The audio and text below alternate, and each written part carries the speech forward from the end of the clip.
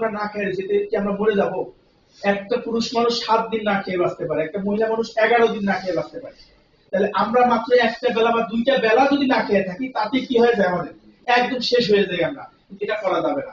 মনে করেন আপনি আজকে একটা বেলা না খেয়ে রয়েছেন, সিনিয়রের সাথে না খেয়ে রয়েছেন, এটা মনে করেন সফলতার প্রথম ধাপ।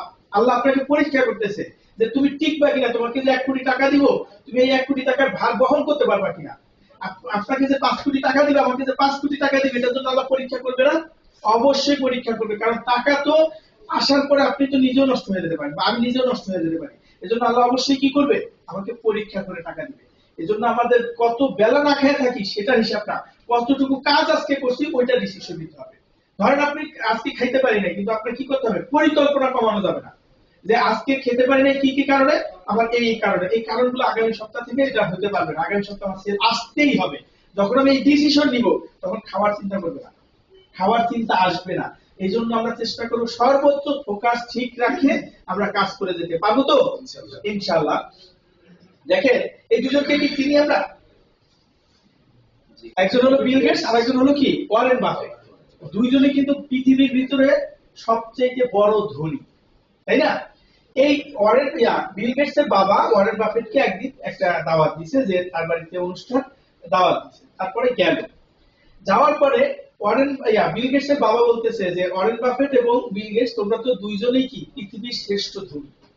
আসলে তোমরা দুইজন কিন্তু দুই মেরু থেকে ধনী হয়েছে। একজন কি মাইক্রোসফটের মালিক, আর একজন হলো ইনভেস্টর, তাই না? দুইজন দুইটা সাইড থেকে সাকসেস হয়েছে।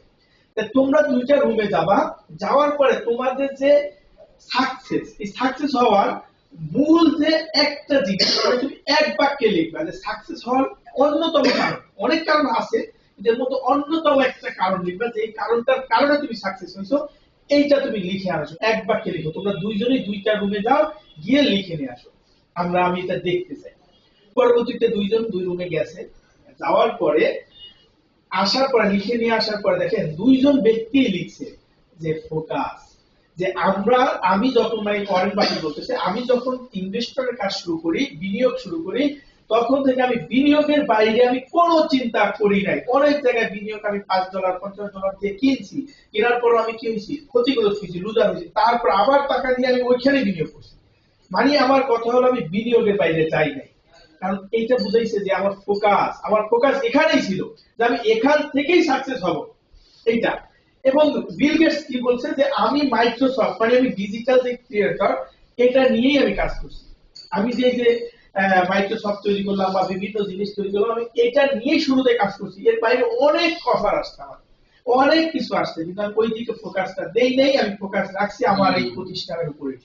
আমি এই প্রতিষ্ঠানের কারণে কিন্তু সাকসেস হয়েছি।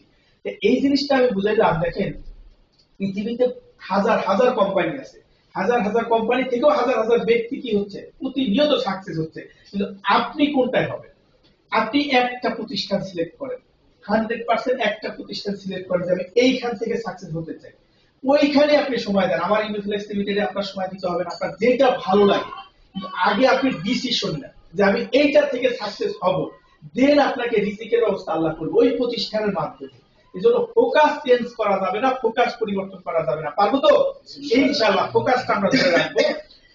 এরপরে দেখেন এই যে ম্যাগনিফাইড গ্লাস, এটা আমরা চিনি না? এটা দিয়ে কেউ আগুন ধরাইছে? ধরাইছেন।